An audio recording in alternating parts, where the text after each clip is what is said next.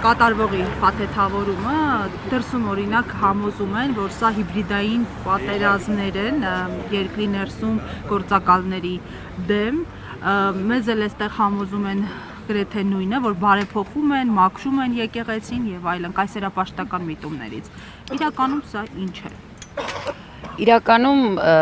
ես երևի թե առավոտյան գտել եմ ինձ համար դրա պատասխանը, որ ընդհանրապես ավազակները դիմացինին շտապում են ավազակ կարգել կամ հանցագործները դիմացինին հանցագործ կարգել, դրանով փորձել մեղմել իրենց հանցագործությունների չափը կամ իրենց մեղքի բաժինը։ Իրականում մենք այստեղ հողի վրա ապրում ենք ու շատ լավ տեսնում ենք ովքեր են իրական հանցագործները, որոնք տարբեր մեղքերի համար կարգում են մեղավորներ։ Օրինակ Արցախի հանձնման համար մեղավոր է Արցախի ժողովուրդը, հայ զինվորը, Արցախի ղեկավարությունը, Հայաստանում խնդիրների համար ներկա պատկերացնում եք մեղավոր են, ստացվում է, որ սրբազանները, հոգևորականները, բայց իրականում այս մարդիկ լինելով բոլոր աղետների, խոսքս իշխանությունների մասին է, միակ պատասխանատուն կարողանում են այսօր այո մեր հասարակությանը ճնշել այս ձևով ու մեղավորներ կարգել։ Իրականում ամեն ինչ շատ ավելի պարզ է, քան մենք կարող ենք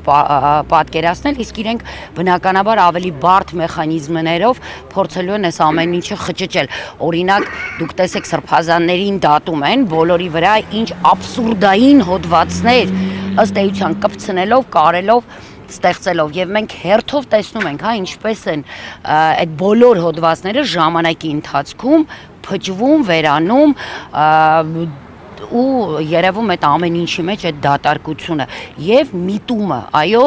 քաղաքական միտումը, եթե սա կարելի է ընդհանրապես քաղաքականություն անվանել։ Տիկին Հակոբյան շատ քննադատվեց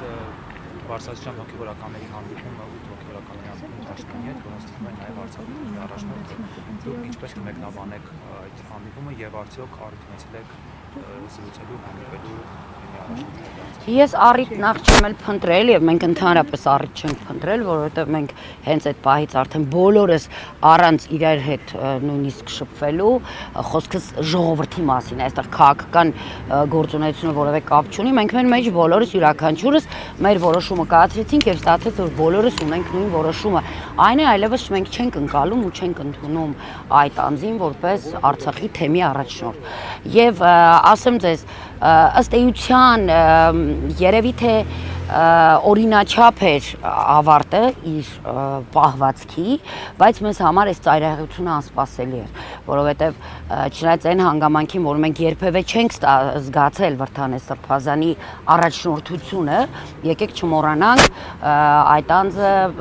նաև բլոկադայի ժամանակ, չնայած պատերազմից հետո այդպես ակտիվություն չի ունեցել որպես առաջնորդի, բայց բլոկադայի ժամանակ ինքը Արցախում չէր եւ այդպես էլ մենք չհասկացանք ամբողջ շրջափակման ընթացքում երբ կար հնարավորություն վերադառնալու Արցախ ռուս խաղապանների օգնությամբ չվերադարձավ, որտեղ էր ինչով էր զբաղված մեր համար անհայտ է, չենք էլ պարզել դա, այնուհետև տեղահանման ժամանակ երբ ժողովուրդը իրոք կարիքը ուներ այդ առաջնորդության եւ փառք Աստծուն մեր հոգեվորականների համար, ովքեր պատվով կրեցին այդ առաջնորդությունը եւ կարողացան անել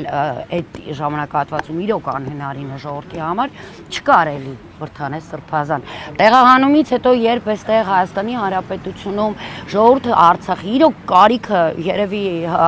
էլի ամենաշատը ուներ, էլի չտեսանք այդ առաջնորդությունը եւ տարբեր մեր այս ընթացքում տարբեր գործընթացներ իրականացնելիս մենք դիմել ենք օրհնություն ստանալու բացարձակ նպատակ չունելով ներքաշել քաղաքական որևէ գործընթացի մեջ եւ այսպես ինչ որ առանց ոգևորության ինչ որ չգիտեմ իմ զգացումներով մեր արժե միշտ մարդ է եղել ով կարծես թե չի ունեցել այդ նպատակը եւ ամեն դեպքում Խիզախությունը շատ ավելի ճիշտ բնութագրում էր երևի թե, որտեվ ես ամեն դեպքում չգիտեմ, տեղեկացված չեմ պատճառներից եւ հետաքրքրված էլ չեմ պատճառներից։ Մեզ որևէ մեկից չի հետաքրքրում, որը կարող էր լինել պատճառը, Արցախը հանձնած անձի ձեռքը սեղմելու եւ խոնարհվելու նրա առջեւ։ Դրանով ավարտված է ամեն ինչ եւ մենք եւ թեմական խորհուրդը եւ ժողովրդի դիրքորոշումը հայտնել է անկախ մենք էլի չենք անցնում որևէ սահման մայրաթորի եւ կաթողիկոսի առաջ որևէ պայման այդ առումով չենք դնում որտեղ դա զուտ իրենց լիազորությունների ներքո է բայց մենք այդ անձի առաջնորդությունը այլևս որևէ կերպ չենք ընդունելու եւ ինքը չի առաջնորդելու բայց ինչպես է ասեցին ժողով է եղել այդ ժողովից տեղեկություն չունեք ինքը ինչպես է բարձաբանել այսինքն թեմական խորհրդի ժողով է տեղի ունեցել այդ ժողովում նախատեսված չի եղել իր ներկայությունը ինքը ինչքանով որ ես ունեմ տեղեկություն ինքը այսպես հանդիմանել է որ առանց իրեն իրավունք չունեն ժողով կայացնելու բայց այդ ժողովը իր ժողովին իր մասնակցության կարիքը չի եղել որտեղ այդտեղ հենց խորհուրդը քննարկում էր ինչպիսի արձագանք պիտի տա նման պահվածքին եւ ի վերջո անկախ իր ներկայությունից թե բացակայությունից խորհուրդը որոշումը կայացեց խորհուրդը ժողովրդի դիրքորոշումը հայտնեց որը կարծում եմ նաեւ կաթողիկոսը եւ մայրաթորը պիտի հաշվի առնի հետագա իրենց որոշումները կայացնելիս